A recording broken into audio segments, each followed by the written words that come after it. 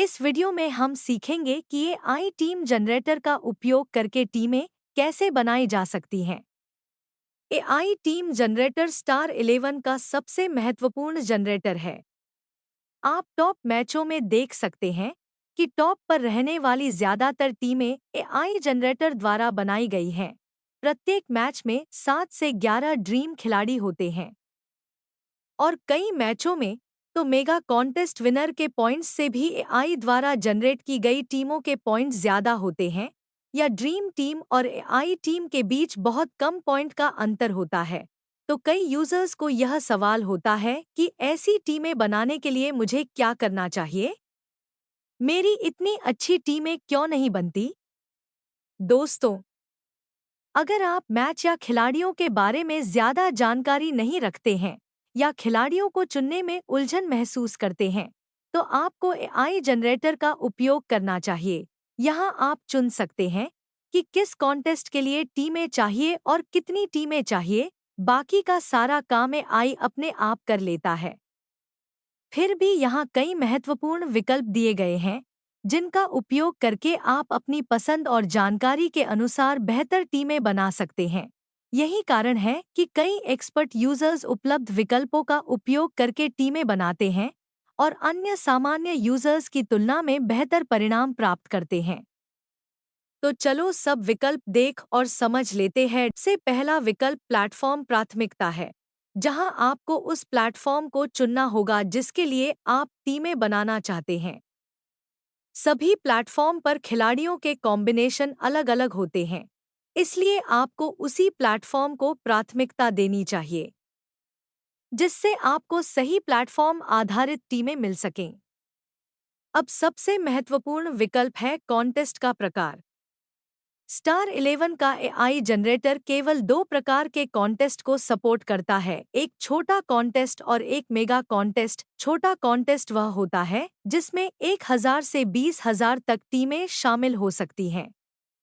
Mega contest वह होता है जिसमें हजारों और लाखों टीमों की संख्या होती है। अब कई यूजर्स छोटे कॉन्टेस्ट के लिए बनाई गई टीमों को मेगा कॉन्टेस्ट में या मेगा कॉन्टेस्ट के लिए बनाई गई टीमों को छोटे कॉन्टेस्ट में जोड़ते हैं, जिससे उन्हें अपेक्षित परिणाम नहीं मिलते। कई users head to head contest के लिए भी एआई टीमों का उपयोग करते हैं। दोस्तों, हेड टू हेड कॉन्टेस्ट केवल एक्सपर्ट खिलाड़ियों के लिए होते हैं, इसलिए यदि आप एक्सपर्ट नहीं हैं, तो आपको एआई द्वारा जनरेट की गई टीम को हेड टू हेड कॉन्टेस्ट में नहीं जोड़ना चाहिए, क्योंकि इससे आपके हारने की संभावना बढ़ जाएगी। दूसरी बात यह है कि कई यूजर्स उन कॉन्टेस्ट में टीमें जोड़ते हैं जिनमें जीतने वाले यूजर्स की संख्या बहुत कम होती है। जैसे कि यदि 20,000 टीमें कॉन्टेस्ट में शामिल होती हैं और केवल 1% टीमें जीत सकती हैं। 1% का मतलब केवल 200 टीमें जीतेंगी। ऐसे कॉन्टेस्ट में भी हारने की संभावना अधिक होती है, इसलिए यदि आप एक्सपर्ट नहीं हैं, तो आपको ऐसे कॉन्टेस्ट में शामिल होने से बचना चाहिए। एक और बात यह समझनी चाहिए कि मेगा कॉन्टेस्ट में लाखों टीमें प्रतिस्पर्धा में होती हैं, इसलिए पहले स्थान पर जीतना बहुत मुश्किल होता है। सिर्फ 2-4 टीमें बनाकर या 2-5 मैच में टीमें लगाने से पहले स्थान पर कॉन्टेस्ट जीत ही जाओगे, ऐसा नहीं होता। मेगा कॉन्टेस्ट की टीमें थोड़ी जोखिम भरी होती हैं और तभी मेगा कॉन्टेस्ट जीता जा सकता है, लेकिन जीतने की संभावना के साथ हारने का खतरा भी उतना ही अधिक होता है। इसलिए आपको इन सभी बातों को ध्यान में रखते हुए सही कॉन्टेस्ट चुनना चाहिए। इसके बाद का विकल्प टीमों की संख्या है। यहाँ आप 10 से 500 तक जितनी भी टीमें आवश्यक हों, चुन सकते हैं। यदि आपको 10 टीमें जोड़नी हैं, तो भी आपको 20 टीमों को जनरेट करना चाहिए और उनमें से अपनी पसंद की 10 टीमें जोड़नी चाहिए, जिससे आपको बेहतर परिणाम मिल सके। अब एक महत्वपूर्ण विकल्प कप्तान और वाइस कप्तान है। यहाँ डिफ़ॉल्ट रूप से आपको 7 कप्तान और 7 वाइस कप्तान दिए गए हैं, जिससे आपकी टीमों में अधिकतम 7 कप्तानों का समावेश होगा। आप अपनी टीमों की संख्या के अनुसार इसमें बदलाव कर सकते हैं।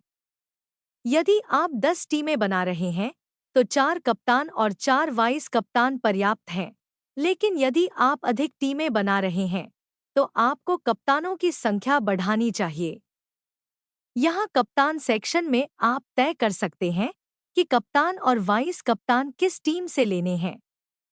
उदाहरण के लिए, यदि आप भारत और बांग्लादेश के बीच मैच के लिए टीमें बना रहे हैं, तो भारत के जीतने की संभावना अधिक है। इसलिए आप भारत की टीम से ही कप्तान और वाइस कप्तान चुन सकते हैं। संक्षेप में, आपको उसी टीम से कप्तान और वाइस कप्तान चुनने चाहिए जिसकी जीतने की संभावना अधिक हो, जिससे आपकी टीम के अच्छे पॉइंट बनने की संभावना बढ़ जाए। लेकिन यदि आप तय नहीं कर पा रहे हैं कि कौन सी टीम जीतेगी, तो आप एआई विकल्प को चयनित रहने दे सकते हैं। अब अगला महत्वपूर्ण विकल्प कॉम्बिनेशन है। यहाँ विभिन्न कॉम्बिनेशन उपलब्ध हैं, जैसे कि 5 से 6, 6 से 5 आदि। 5 से 6 का अर्थ है कि पहली टीम से 5 खिलाड़ी और दूसरी टीम से 6 खिलाड़ी। इसी तरह 6 से 5 का अर्थ है कि पहली टीम से 6 खिलाड़ी और दूसरी टीम से 5 खिलाड़ी। यह विकल्प क्यों दिया गया है और यह हमें अच्छी टीमें बनाने में कैसे मदद कर सकता है? कोई भी टीम तभी मैच जीतती है जब उस टीम के ज्यादातर खिलाड़ी अच्छा प्रदर्शन करते हैं। कोई भी टीम सिर्फ गेंदबाजों के दम पर नहीं जीत सकती यदि उसके बल्लेबाज रन नहीं बना रहे हों। इसका मतलब यह है कि जो टीम जीतती है उसके अधिकतर खिलाड़ियों ने अच्छा प्रदर्शन किया होता है और विरोधी टीम के अधिकतर खिलाड़ियों ने खराब प्रदर्शन किया होता है। इसलिए यदि आपकी टीम में जीतने वाली टीम के अधिक खिलाड़ी होंगे, तो आप निश्चित रूप से अच्छे पॉइंट्स प्राप्त कर सकते हैं। यदि एक मजबूत टीम के खिलाफ एक कमजोर टीम खेल रही है, तो आप मजबूत टीम से 6, 7 या 8 खिलाड़ी चुन सकते हैं, जिससे आपके जीतने की संभावना बढ़ जाएगी। उदाहरण के लिए, यदि भारत और बांग्लादेश के बीच मैच हो और भारत की जीतने की संभावना अधिक हो, तो यदि आप भारत से 6, 7 या 8 खिलाड़ी चुनते हैं, तो आपकी टीम बेहतर हो सकती है। आप यहाँ 6 से 5, 7 से 4 या 8 से 3 जैसे कॉम्बिनेशन चुन सकते हैं। अब अगला महत्वपूर्ण विकल्प है सब्स्टिट्यूट खिलाड़ी। आईपीएल जैसी लीग में या कबड्डी की मैचों में विकल्प खिलाड़ी महत्वपूर्ण भूमिका निभाते हैं। इसलिए यदि आप अपनी टीमों में सब्स्टिट्यूट खिलाड़ियों को शामिल करना चाहते हैं, तो आपको इस विकल्प में हाँ का चयन करना चाहिए। टीम क्रेडिट रेंज नामक इस विकल्प में आप तय कर सकते हैं कि आपकी टीमों में कितनी अधिकतम क्रेडिट होनी चाहिए। आप टॉप टीमों में दी गई ड्रीम टीम की क्रेडिट रेंज देख सकते हैं और उसके अनुसार अपनी क्रेडिट रेंज चुन सकते हैं। अब एडवांस विकल्पों में कुछ अन्य महत्वपूर्ण विकल्प उपलब्ध हैं। पहला विकल्प खिलाड़ियों का कॉम्बिनेशन है, जहां आप तय कर सकते हैं कि आपकी टीम में कितने विकेटकीपर, बल्लेबाज, ऑलराउंडर और गेंदबाज होने चाहिए। यदि आप इसमें कोई बदलाव नहीं करना चाहते हैं, तो इसे डिफ़ॉल्ट रूप में रहने दें।